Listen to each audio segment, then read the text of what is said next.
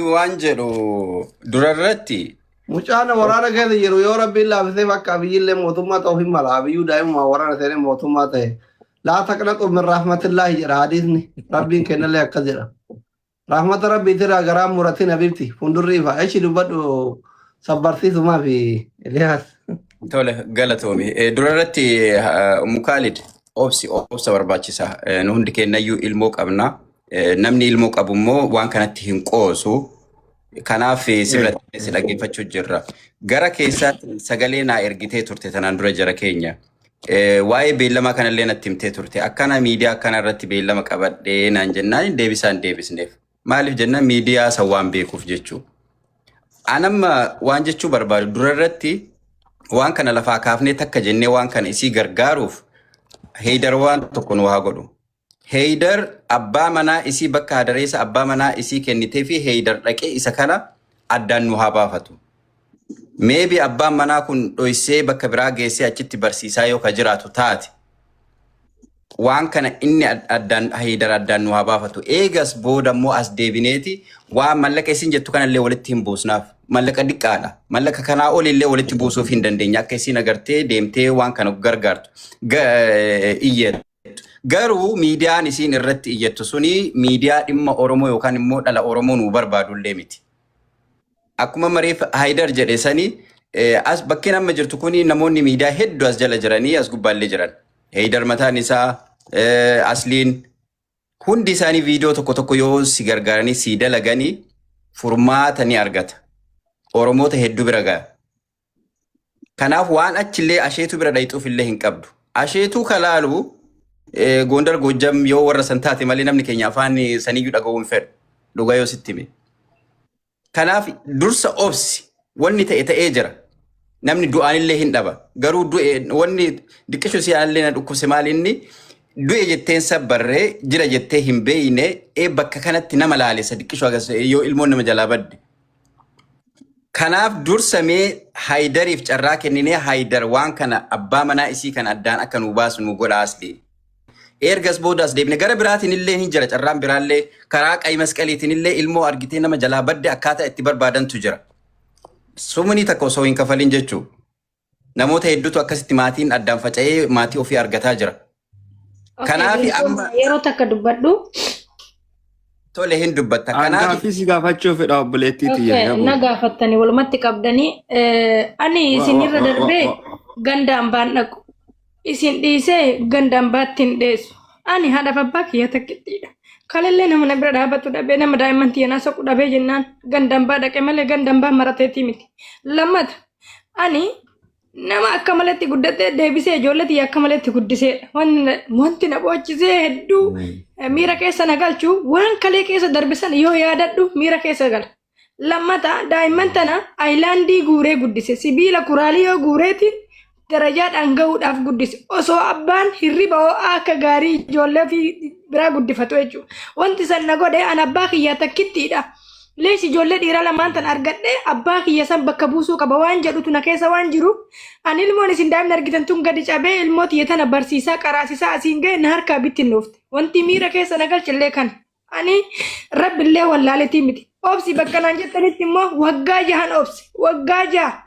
Niin booya malee waggaa jaha. Sinigale ilma haadhaa tokkicha haizosh naan jedhu qabu intala haadhaa tokko amshiriin beeloftee nama naan jedhu ruuza adii nyaadha mana arabaa kana keessatti amma sabrii fidadhe sabbarii waliin naan jettan akka feetan na godhaa na galchitanillee dhiiftanillee isinitti uf kenne eegana agartan hingaa ani waan miidiyaa gandaa dhaquuf hin qabu hin hojjennellee wanta ilmi kunis keessanii hin dhiifnellee wanta waan godhis eega isin bira ga'e isinumatu waan gootan beeka dhiiseeraani guruddeemu.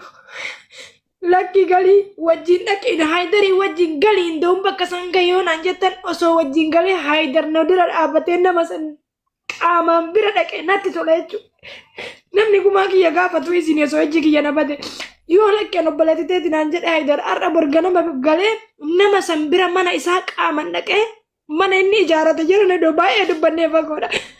Hoolotii ribbii guuree jechuudha. Hoolotii ribbii sanii saabitadhee saasan halkan irraa yaa baasanii gurguratanii intala tanan ala oofatan jechuudha amma fuudhatana. Attaa cammana ijaaratanii keessa galan sun ka horii kiyyaati jechuudha. Namni itti baddu madaa kiyya dhoosuu dhabee jal'isa. Mana irraa ifatanii ijaaratanii keessa galan sun haada sa'a kiyyaati. Sa'a hoolotii ribbii fuudhee ittiin guddise horsiisee ittiin dhalchiise halkan narratti walganii sa'a san baasanii gurguranii intala tanaan biyya alaa oofate jechuudha namni kun. Achii ka'ee biyya haadeen biyya alaa deemte saniin deebitee mana kan hawaashin keessatti ijaaratanii jechuudha. Ani immoo daa'imman tana kuraaleen guddisa. Aayilaandii guuree Adaamaa keessa deemee gurguree guddisa. Sinii galee aayilaandii kanaan barsiise, sibiilaan barsiise. Kanaaf garaan na gubatee himachullee kaayachullee wallaalee jechuudha. Ilmoo namni dhalte dhibeeyte. Homaan qabu rabbii kiyya malee abbaan koo ana takkitti dhalate argatee hin du'ee jiraa isaan beeku. An dhaladhee gaafa ji'a takkaa biyyaa bahee abbaan kiyya dagriit badee jechuudha. Mata kan qabu rabbii kana malee osoo isin taate haadha abbaa dhabdanii ilmoo lama ol bira dhabdanii irkoo dhabdanii akkamitti sabrii qabdanii bakka kiyya kana bu'aa laala. Indoon bariin sabbareeyyuu barra koofiin ajjeesi ilmoo tiyyarraa hafee har'a isin dura taa'uun kunuu bara naaf waan guddaa jedhee yaada. Naaf falchaa dhiifamu. Dubbadhoo takka dhiifama naa godhate. Namni giftii kenname bishaan illee taa'u. Ooyimee warra dhiiraa qaata dubbatanii Ada kaawwanti sirreeffattu namni yeroo takka yaaduma tasgabbeessaa dubbachuu fedha kiyyaa. Anillee yaada qaba ture. In qabda koo hiikaa qaata dubbattanii. Gaafachuu fedha. Dubbadhu. Harka hedduu. Ayyaasa ishi. Ti dubbadhu doobbiin booda dubbate dubbadhu waan kiyya. Ijoollee mana. Dhugaa obboleettii tiyyaa wanti ati keessa luftee jirtullee baay'ee nama gaddisiisa. Naa galee nu maraafuu galee amma akkamiini sillee gargaarraa jedhu mataa keessa na dhufe. Takka atillee of gargaaruu qabdaa wanti gariin abbichillee murtiin. Jira jedheetiin hin yaadu. Akkaawunti fakkeenyaaf an godhuu danda'a garuu akkasii miti. Ati godhi mataan kan kee kunoo ka heedarillee yoo taate irratti uma haa qarqaaranii galtee ilmee ofii haa soqattu. Nama isin golaatu jira haadha Khaalid Mubarakaa. Haa ta'u ishee rakkoon qabu. Kanaaf akkaawuntii atummaan godhiiti aslii kiyya. Sillee rabbii darajaa tanaan si ga'e haadha. Du'aayima kanneen kan inni tuubeeta olillee nama mul'isa. Kanaaf ati haasawa isiillee ilaalin. Akkaataa isin waan ibsatu qabdu waan ibsatu dadhabdee jira waan keessa si jiru beeta. Akkaataa itti himattu wallaalte miidhama ofii kana. Akkaataa itti dubbattee baafattee miidhama ofii isin himattu wallaalte. Malee akkasirra laaltan kanaa miti keessi isii hooree dhumatte. Isii yoo laalu beeta hin beeta yoo ta'e yeroo dheeraadha. Eelaa filmi eeleedhaa karaa biraadhaan dalagame wallahi isaan naaf dhufu yeroo hedduu yoo waan kanaa lolchu akkas ta'ittiidhaan shakka kaallitti sana. Kanaaf abbaan rabbi sii laaffise sa'aatii ammaa irraa akkaawuntii kun hafanii qarqaari aslii kiyya rabbi beekamtiillee sii kenne beekumsallee rabbi siif haa kennu siif haa dabalu. Kanaaf birriin isii barbaachisu birrii xiqqoo tanaa miti isiinuu dalagdee mataa qabaattee mana namaa dalagaa hin jirtu. Yoo rabbi sii laaffise biyya sanittuu galtee biyya abbaa isiiti yoo karaa irraallee isii fudhan reeffi isii mazagaa jaallee yoo awwaala. Sigalee fireeshatu qabri seena. Kanaaf biyya namaa tana keessatti yoo kaata samakiina jala seentee yoo kaata sanamaa walloltu. Maali ta'aa bakii? Yoom galuu edde? Wallahi gaa'uma si dhuftee malee waa galiisa akkasii waa itti qabdi waa harkaa qabdi waa itti qophooytere yoo har'a isin qarqaartanii amma rabbi mala si haadha mala keetiin kara biyyaa akka galtu gootan godhaafi.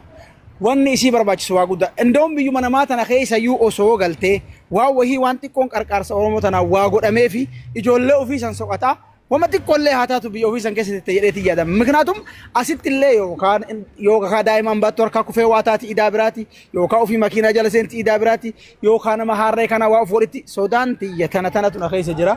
Wallahi waan isii akkaan itti dhiyeennaan waan beekuuf sitti himaa jira.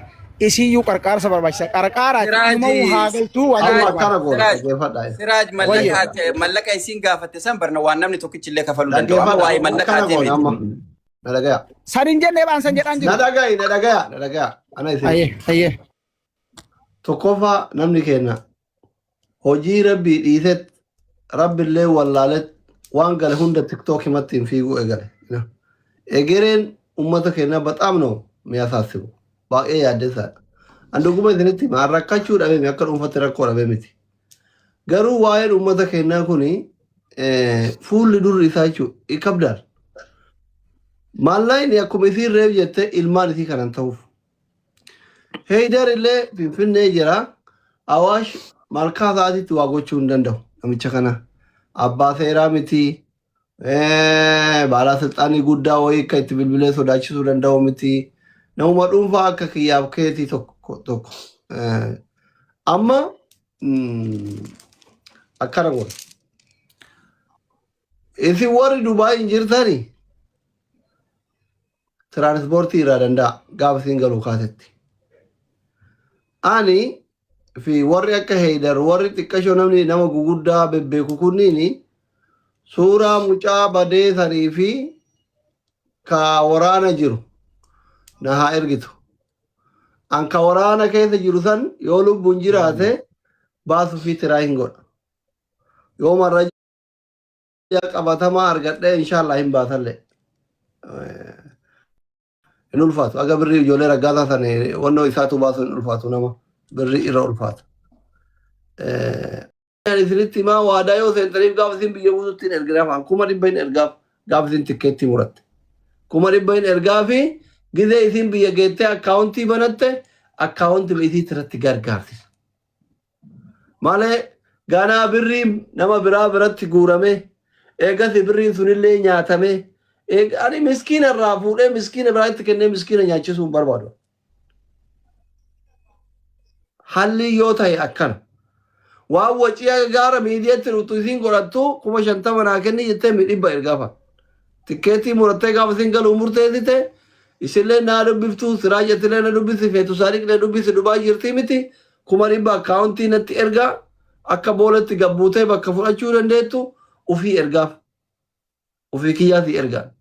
100 si ergaa gizee gabbuuteetti neetworkii minaamina haala sirreeffatte gastii kootu akkaawuntii banadhu guyyaa 2-3 olee hafuura baafadhu ani haadha kaalidii taati galinaan jette sani jedhi kootu si gargaaraa ani akkasnatti fakkaata akkam jettanis waan karaa dhaabadha yaada kennadha akka biraa dhiisa. Asli Namallee maatetu ta'a namallee garaa kenna.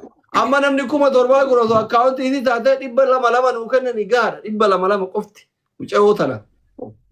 Gara miliyoona ta'a 200 7,000 baay'isa. Nama 7,000 kana lama baay'isa. 200 bittaa baasu wada 1 miliyoon ነው የሚጠጋው. Akka fedhetti gargaara. Garuu akkas nama maateturra bada birrii wayii balutti hafte hin geenne hagana isii waswaasa seenurra warri kenne kun waswaasa seenurra waswaasa seenurra abbaan sun shakkurra gaafuma isiin galte waadadhaan si gargaarsisa waan itti wacii godhattummaa gaafa Oromoon si gargaartuti ansii ergaa jechuudha. Akkanatti fakkaata waan kun akkam jette yaada kennadha waan kanatti. Asli galatoome hedduu ulfaadhu. Gaafuma isiin dhuftee asii mana kana seentu akka furmaata dubbiin isii argattu. Keessi kiyya gammadee ati abbaa furmaataati. Nama tokko ta'ee nama lama ta'ee gamtatti ta'ee ummataaf ta'ee dhugumatti abbaa furmaataati. Ammallee rabbiin jannataan si haa qananiisu waan biraa addunyaa du'aa isiin godhan. Rabbi addunyaa akkiratti si haa gammachiisu. Dubbiin tamaati jette tana irra deddeebiin faayidaa tokkollee nuun qabu. Tanarratti